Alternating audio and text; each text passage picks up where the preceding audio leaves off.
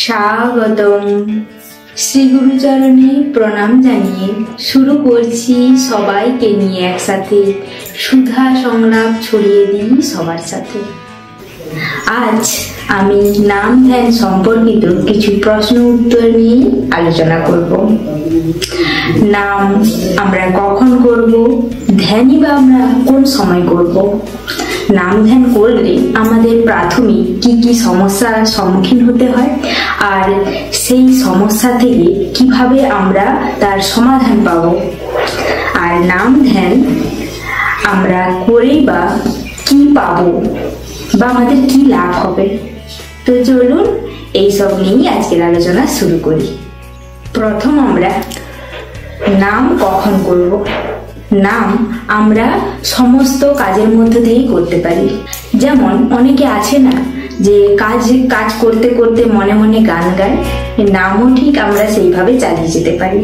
সব কাজের মাধ্যমে, চলাফেরার মাধ্যমে, ঘুমানোর সময়, সব সময় আমাদের যখন মন চাইবে আমরা কিন্তু নাম চালিয়ে যেতে পারি। নাম মনে মনে করলে ফলটা ভালো পাওয়া যায়। যদি কেউ চায় নাম মুখে উচ্চারণ করে করবে প্রথম তাহলেও করতে পারে। চলুন এবার জানি আমরা ধ্যান কোন সময় করব। ধ্যান করার সময় কিন্তু আমরা নাম চালিয়ে যেতে পারি। ধ্যান সাধারণত দুটো টাইম খুব ভালো হয়, সকালে আর সন্ধে। সকাল সন্ধে এই দুটো টাইম আসন পেতে বসে আমরা যদি ধ্যান অভ্যাস করি তাহলে কিন্তু খুব ভালো হয়। এবার আমরা ধ্যান কিভাবে করব। ধ্যান আমরা একটা নির্দিষ্ট জায়গায়, যেখানে আমাদের বাড়ির ঠাকুর ঘর বা নির্জন জায়গা, সেইখানে আসন পেতে বসে পদ্মাসন বা সুখাসন, যার যেটাতে সুবিধা হয় সেই রকমে বসে মেরুদণ্ড আর মাথা এক সরল রেখায় বসতে হবে। বসে চোখ বন্ধ করে আপনি মনে মনে, যদি কোনো গুরু দীক্ষা নিয়ে থাকেন তাহলে গুরু মন্ত্র মনে মনে জপ করতে পারেন। আর যদি আপনার দীক্ষা না নেওয়া থেকে তাহলে আপনারা যে দেবদেবীকে পছন্দ করেন বা যেই দেবদেবীর পুজো করেন তার নাম মনে মনে স্মরণ করে আপনারা তার ধ্যান করতে পারেন। প্রথম আপনি পুরো মূর্তির ধ্যান করতে একটু অসুবিধে হয়, তো সেক্ষেত্রে আমরা যদি সেই দেবদেবীর মুখমণ্ডলের ধ্যান অভ্যাস করি তাহলে কিন্তু খুব সুবিধা হয়। তো প্রথম মুখমণ্ডলের ধ্যান করতে করতে আমরা যখন প্রতিদিন ধ্যান অভ্যাস করব তখন কিন্তু আস্তে আস্তে অভ্যাসে পরিণত হলে আমরা সেই দেবদেবী বা গুরুর ধ্যান করতে পারি। তো এবার চলুন এবার বলি আমরা ধ্যান করলে বা নাম ধ্যান যখন আমরা করি তখন আমাদের প্রথম যে সমস্যার সম্মুখীন হতে হয়, আর সেই সমস্যা থেকে আমরা কিভাবে বেরিয়ে আসব। প্রথম আমরা যখন নাম ধ্যান করি তখন আমাদের মস্তিষ্ক কোষগুলি নামের তরঙ্গে আন্দোলিত ও আলোড়িত হতে থাকে, আর সেই সময় আমাদের মস্তিষ্ক কোষের মধ্যে থাকা নানান ছাপ আত্মপ্রকাশ হতে থাকে। অনেক বিভৎস চিন্তা, কল্পনা প্রবৃত্তি এসে হাজির হয়। সেই সময় অনেকে ভাবে যে আমার বোধ হয় অধোগতি হচ্ছে, আমার মনে হয় আমার পক্ষে নাম ধ্যান করা সম্ভব নয়।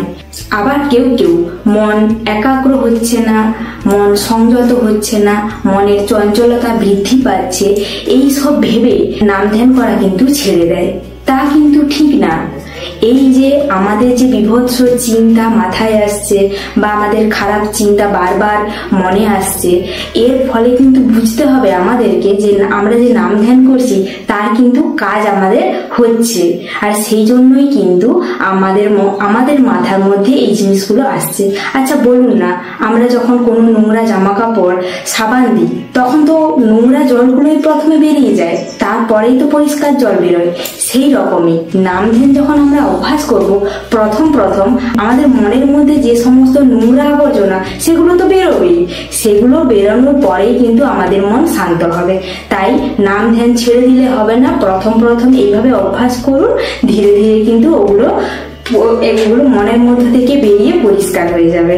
আর নামের সময় যখন খারাপ চিন্তা আমাদের মনের মধ্যে আসবে, তাকে কিন্তু ইষ্ট স্বার্থ প্রতিষ্ঠা কিভাবে আমরা করতে পারি সেটা কিন্তু মাথায় ভালো করে ঢুকিয়ে নিতে হবে এবং তা বাস্তব কর্মেও কিন্তু সেভাবে করে দেখাতে হবে। তো চলুন একটা উদাহরণের মাধ্যমে সেটা বলি।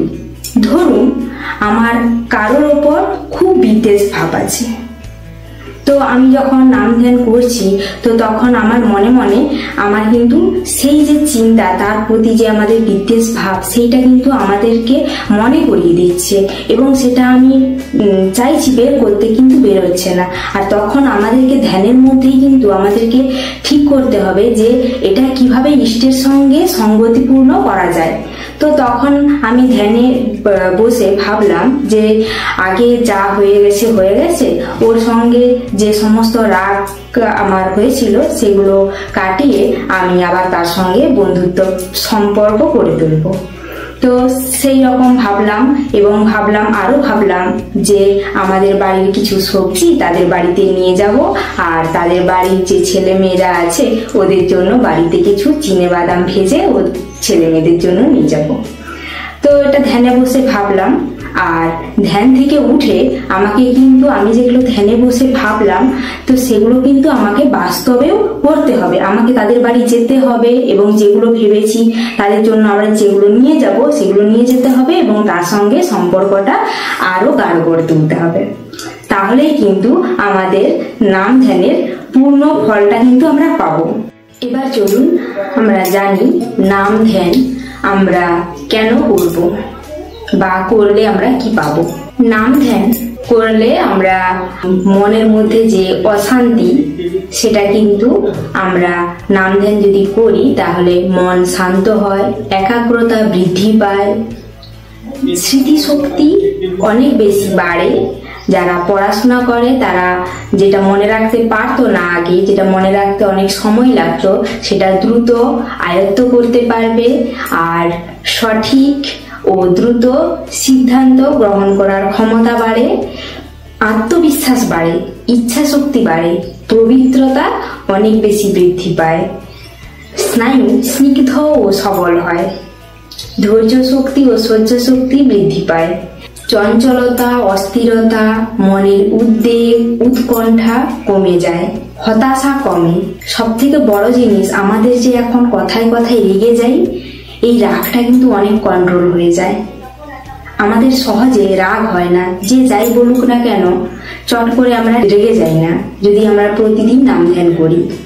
আমাদের জিনিসপত্রের চাহিদাও কিন্তু কমে যায়। তাই আমাদের সবার মাঝে মাঝে একলা বসা লাগে, নাম ধ্যান প্রতিদিন দুবার যতটা সময় ভালো লাগে করতে হয়। মাঝে মধ্যে ভালো সঙ্গ করা লাগে।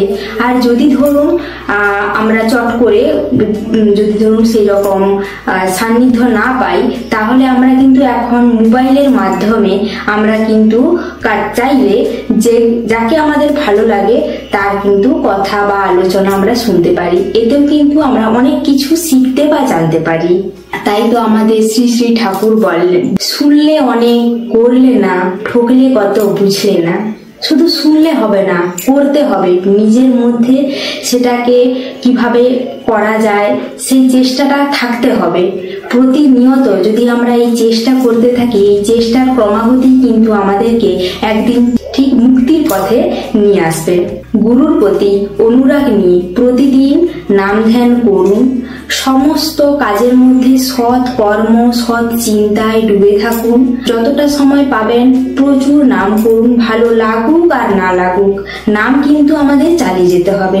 সেই সময় আমাদের মনের কথা শুনলে হবে না যে আমার ভালো লাগছে না, আমি এখন করবো না, থাক, আমার যখন ভালো লাগবে আমি তখন করব, এটা বললে হবে না। ধরুন একটা উদাহরণ দিয়ে বলি, যদি ধরুন আমাদের হাত আগুনে চলে যায়, আমরা যদি ইচ্ছা না থাকতে ভুলবশত যদি আমাদের হাতটা আগুনে চলে যায়, তাহলে আমাদের ছ্যাঁকা তো লাগবেই না। সেই রকমই ভালো লাগুক আর খারাপ লাগুক, আমরা যদি নাম করতে থাকি তার কিন্তু ফল আমরা পাবই।